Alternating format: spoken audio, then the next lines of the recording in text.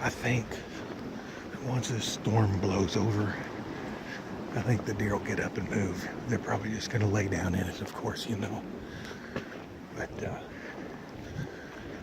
probably going to get out of here for now. We'll go home, warm up, and get back out here after this is gone. Radar's got it leaving here pretty soon. You know, another 2-3 hours worth of this. Anyway, signing out.